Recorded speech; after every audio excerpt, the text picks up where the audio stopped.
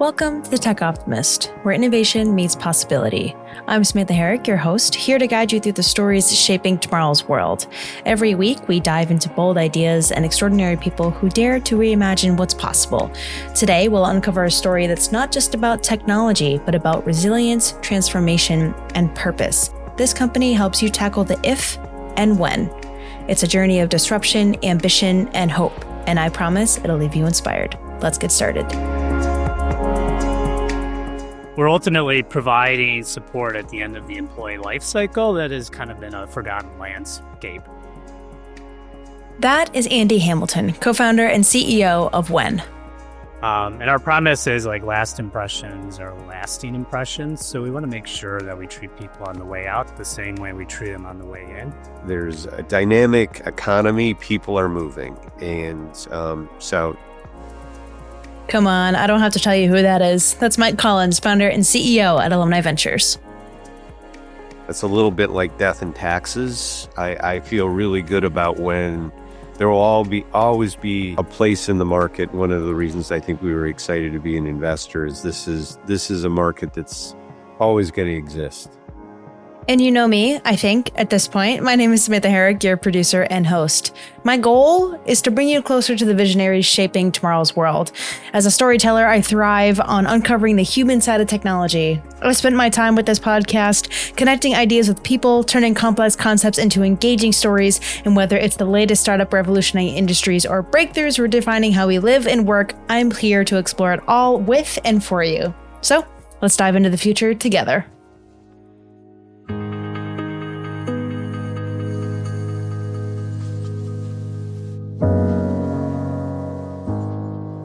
Welcome back to the Tech Optimist, everyone, where we explore the bold ideas and brilliant minds shaping the future.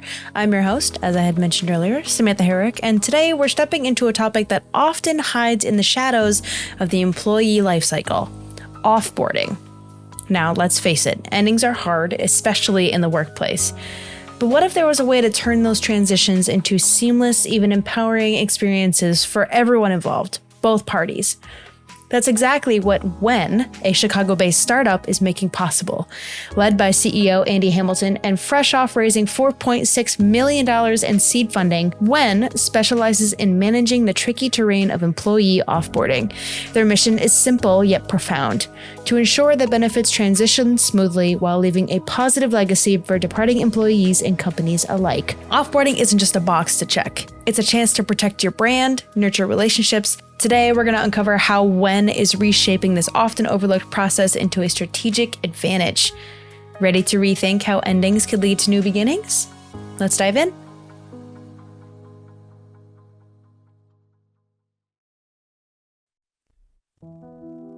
In today's volatile job market, employee turnover is skyrocketing. This is a quick sales video done by the When team. And it's costing companies more than just money. Layoffs and departures are tarnishing reputations, crushing morale, and overwhelming HR teams. For exiting employees, the transition is daunting, especially when it comes to maintaining health coverage during this challenging time. At the core of this problem is COBRA, an outdated and inflexible system that fails to meet the needs of modern employees, leaving them with expensive, confusing, and inadequate options. But what if there was a better way? A way to support your employees through one of life's most stressful transitions? Say hello to When, redefining offboarding, elevating the exit experience, and reducing COBRA expenses. When's AI-powered platform and user-friendly interface provide personalized guidance, empowering employees to make informed decisions about their health insurance options.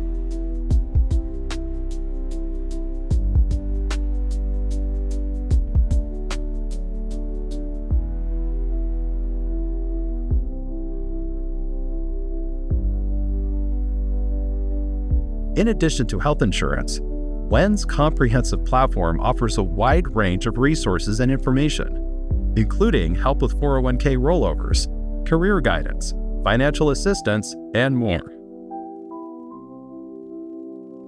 For HR teams, When is a valuable partner in the exit process. When streamlines the transition process, provides extensive support to exiting employees, reduces costs and risks, alleviates the administrative burden on HR professionals, allowing them to focus on core tasks and initiatives. Don't let exits undermine your values. Be ready for when it matters most, and show your employees that you're there for them every step of the way. When? Because last impressions are lasting impressions. Learn more at forwhen.com.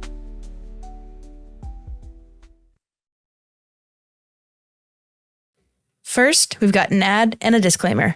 Don't go anywhere. Exceptional value creation comes from solving hard things. Alumni Ventures Deep Tech Fund is a portfolio of 20 to 30 ventures run by exceptional teams who are tackling huge opportunities in AI, space, energy, transportation, cybersecurity, and more. These game-changing ventures have strong lead venture investors and practical approaches to creating shareholder value. If you are interested in investing in the future of deep tech, visit av.vc/deeptech to learn more. As a reminder, the Tech Optimist podcast is for the informational purposes only. It is not personalized advice, and it is not an offer to buy or sell securities. For additional important details, please see the text description accompanying this episode. Hi, everybody. It's Mike Collins. I'm the founder and CEO of Alumni Ventures. I'm here with one of our portfolio companies today and the founder, Andy Hamilton, of a company called When. Welcome to the show, Andy. Thanks for having me, Mike. Excited to be here.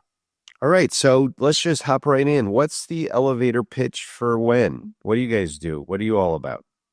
Yeah, so we're pretty unique. We are an offboarding solution, and we partner with employers to help in the exit of employees, voluntary and involuntary. And our mission is really to help employees in that job transition to make sure that they have a soft landing. We're ultimately providing support at the end of the employee life cycle that has kind of been a forgotten landscape. And for employees, we're here to be that support, but we're also providing a technology platform that makes it really easy for them to find health insurance alternatives to Cobra. And then we partner with Morgan Stanley and other companies, help with everything from 401k rollover, career development, outplacement help, job search. And then for our clients, for employers, we're here to protect their brand, their reputation by making sure we take care of people as they're exiting, best-in-class service when somebody's leaving. And our promise is like last impressions are lasting impressions. So we want to make sure that we treat people on the way out the same way we treat them on the way in. And the return is we're going to move a lot of the risk that Cobra participants typically bring to an employer's health insurance plan. We're going to move it away to the ACA as we help enable people to find their own health insurance that they can afford during a job transition. No, and again, our audience is a lot of entrepreneurial folks. And, this is just the nature of the world. And, a lot more energy goes into recruiting and onboarding and the honeymoon period. And, they're equal weight and equal attention should be part of the other part of the journey, which is, we all move on to other things at some point. And, I couldn't agree with you more, Andy, kind of last impressions from both parties' standpoint, in sometimes a planned, sometimes an unplanned, but often a stressful, uncomfortable situation for both parties where, with a little bit of work, a little bit of technology, a little bit of attention, a little bit of empathy, it can be a lot better. It absolutely, and it should be. And this was born, for many entrepreneurs listening, this was born out of personal experience. Me and my fellow co-founder, Dan Wertheimer, we went through rifts. My last company was acquired by Expedia Group, and I worked there for a couple of years post-acquisition. And then COVID hit, and we ended up closing down my division during COVID. And that's where I experience the void and solutions when you hit the end of the employee life cycle. Everything we had during onboarding and open enrollment and all the point solutions available just kind of evaporate. And then Dan went through a similar experience as well. And these are large companies that really care about their employees. And it's like you said at the beginning, there's so much effort, so much innovation around those initial engagements, whether it's recruiting solutions, onboarding, or open enrollment. And employers have been neglected from the lack of solutions to help them in the offboarding process. And that's really what we aim to bring to the table to help companies do it better. So Andy, relatively new company, where you are in your kind of life cycle and journey? Yeah, so we're early stage. We started down this path like around 4.5 years ago. And it was just an idea. My background is prop tech, was not HR tech. So I had to learn the HR space and benefit space. And we got to work in understanding what the problems and pain points were for employers and employees. We really officially launched this year with our first paying clients. Started with client one that first week of January. And now today we have over 2,000 clients, ranging in size from a couple hundred employees to thousands of employees. And I think by January, we're going to have close to 550,000 employees on our platform. So Awesome. We've had a great curve this year. It's exciting because we know what we're doing is really impactful to employees. Just taking a couple of steps back, are there what are the headwinds and what are the tailwinds behind a company like yours in just the environment in general? Yeah, so it's interesting. Probably the biggest headwind we face is there's nobody else doing really what we're doing. Okay. And you would think that's a great tailwind, but it actually works conversely. Like we're the only ones getting the message out there. We're the only solution. And as a startup, like we don't have resources to be doing Super Bowl ads. So it takes a while for us to educate companies. That's our hardest headwinds, going against the status quo and the lack of talk around this. But I think we're doing a good job chipping away at that. The tailwind for us is the unfortunate economy. Things aren't changing. Companies are going to continue to go through layoffs. They're going to continue to have restructuring. AI is going to continue to have an impact on the types of jobs that are available or being eliminated going forward. And then it's mixed with just the younger generation. They don't stay at jobs the same amount of time that I stayed or my parents stayed. They're not here for the long haul. So turnover rates have declined rapidly from generation to generation. And I think for Gen D, the average tenure is about 2.3 years. So whether it's voluntary, involuntary turnover, companies have to start thinking about that transition process because as we've seen with the younger generation too, like they're vocal. And if it doesn't go well, they're recording that exit interview. They're going to let people know on LinkedIn or Glassdoor or TikTok or Instagram. So we got to get it right. Yeah, we've seen some examples of really just kind of horrific handling of situations for sure. Yeah. And again, like you said, it's like, obviously there's recessions and industries go up, industries go down, there's rifts, there's layoffs, but even in industries that are doing really well, there can be, changes in who's winning, who's losing. All right, now let's dive into a topic that's transforming workplaces everywhere: employee turnover. The numbers paint a very revealing picture. In 2023, the average annual turnover rate across the U.S. and its industries was 41%, with voluntary departures accounting for a striking 70%. According to Built-In, over 4 million workers leave their jobs every month, roughly 2.5% of the workforce. Industries like leisure and hospitality topped the charts with a 79% turnover rate, while government jobs the lowest at just 18%. Now, what's driving these shifts? Gallup reports that highly engaged employees can reduce turnover by 18%, but for businesses failing to engage, the costs are steep. Replacing frontline workers can eat up 40% of their salary, while for leaders, the price can skyrocket to 200%. Looking forward, Gallup also found that 51% of employees are already exploring new opportunities, signaling even more movement ahead. Small and mid-sized businesses feel the pinch harder, with turnover averaging at 12% compared to 9.9% for larger enterprises, according to LinkedIn. Understanding these trends isn't just about numbers, it's about adapting to a future where employee offboarding and retention strategies matter more than ever.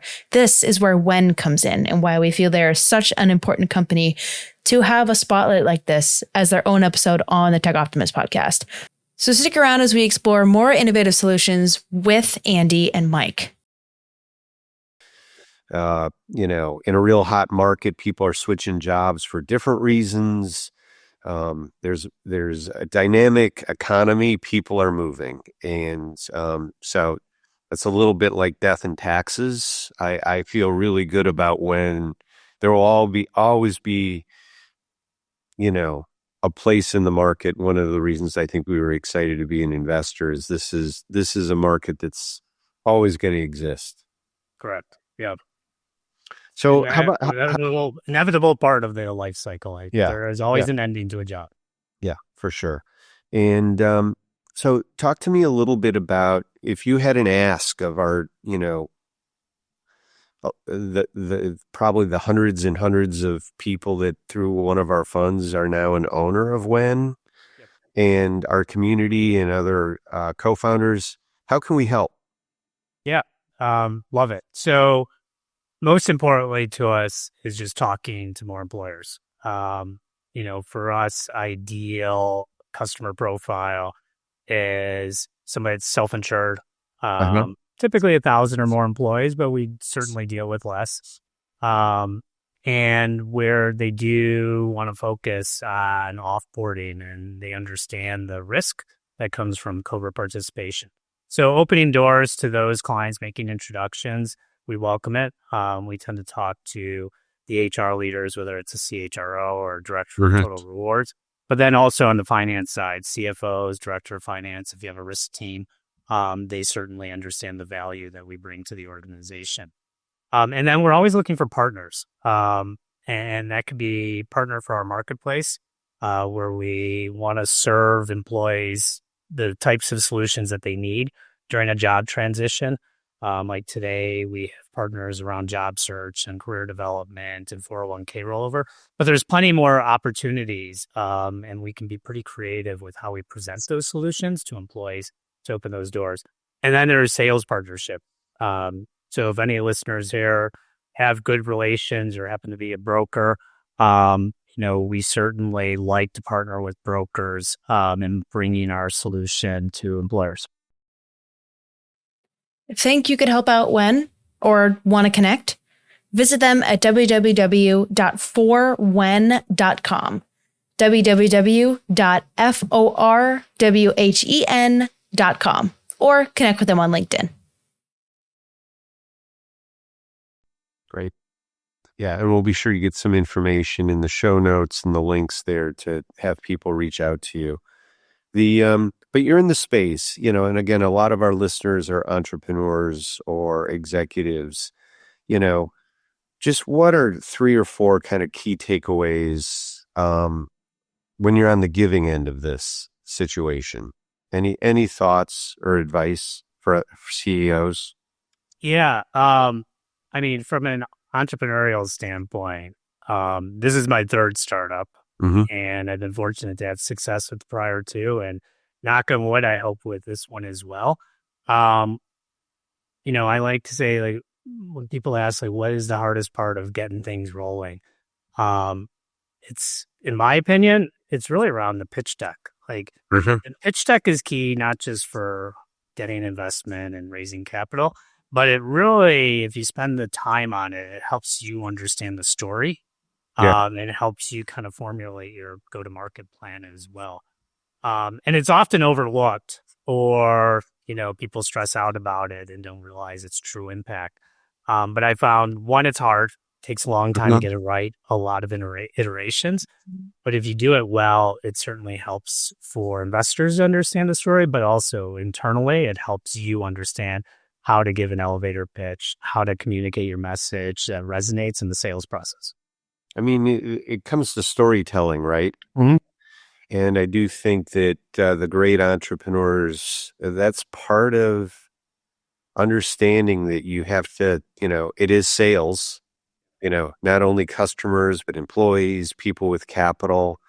Being an entrepreneur is a sales job where, you spend half your time in the first years raising money and the other half kind of building a business.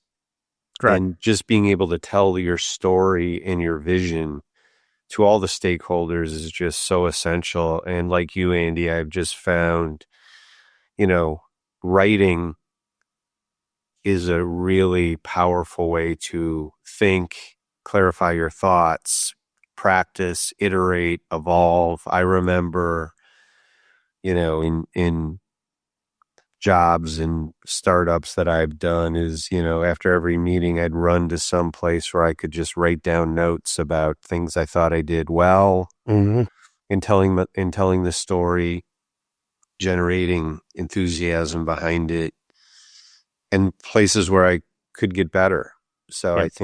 I think that it comes more naturally for some people than others. I agree.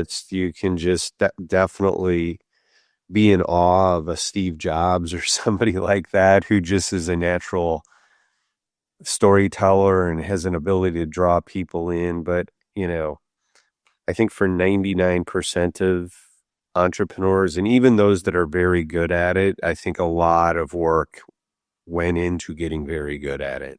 Agree 100%. And I'm an introvert. Like, it doesn't come naturally or easily for me to get up and do a podcast or speak in front of a room of investors or potential clients. But like you said, writing is a great way to get yourself comfortable, whether it's writing and putting together a pitch deck. I've gone into my notepad and I've just written down a story that I want to tell.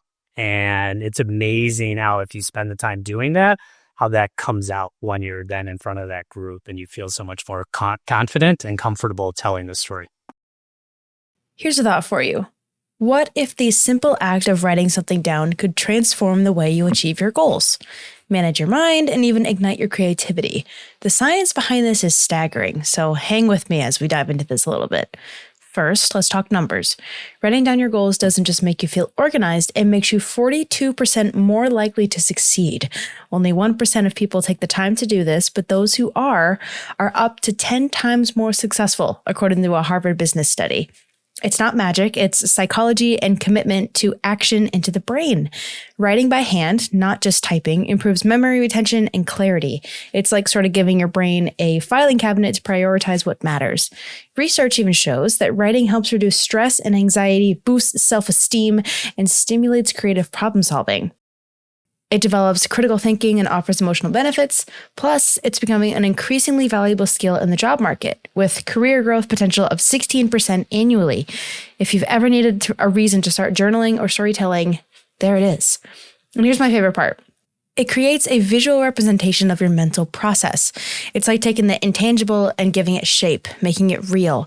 Whether you're scribbling goals, brainstorming the next big idea, or simply uploading your thoughts, every word written is a step forward. So what are you waiting for? Pick up that pen, grab a notebook, and start creating clarity, focus, and maybe even a little magic. Do you have a venture capital portfolio of cutting-edge startups? Without one, you could be missing out on enormous value creation and a more diversified personal portfolio. Alumni Ventures, ranked a top 20 VC firm by CB Insights, is the leading VC firm for individual investors. Believe in investing in innovation? Visit av.vc/foundation to get started. All right. So just last segment here, there's a couple of kind of quick hitter questions that we ask a lot of our founders. What do you think of remote work? I like it. It's here to stay. So I think there's no way around it, especially for startups. I like it. I I like the flexibility. I like the comfort. I've been an engineer. I've worked with engineering teams and I know how they work, and it's absolutely preferred so they can work on their schedule when they work best. And I miss the team aspect. I miss having that centralized location where you can gather and be in front of a whiteboard or have your agile board up on a screen and talk through it. It's missed. It's not the same when it's virtually. Yeah. So you got to make the effort to connect with people online. You probably do more meetings than what you want, but you have to. But it's here to stay, and I'm okay with it.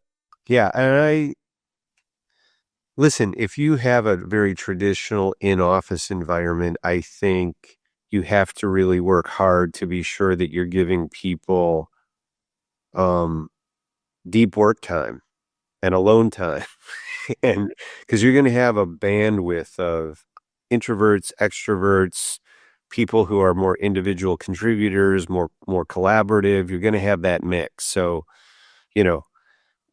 I think we went from a world where you had to really work to kind of preserve that, to avoid kind of meeting after meeting after meeting, to now where you have more remote and more hybrid. Now you've got to work really hard to build those times when you can get together, build culture. There are certain jobs that, yes, are absolutely, it's better for people to be around a whiteboard in an afternoon. That cannot be replicated. You cannot be a junior person and be mentored and develop good habits when you're, in your apartment. So it's, there's no right or wrong. Yeah. How do you keep your investors up to date, Andy? It's a good question. I use a tool called Visible, and I send quarterly updates. Sometimes I miss a quarter, or I'm late a month or so. But to me, it's transparency is key, and I want to get those quarterly updates out. And obviously, I meet with my board, and we have board observers, on a more frequent basis. And I make myself available. I do reach out to some of my investors directly, with asks, with helping with connections, and just letting them know where we're at, good and bad.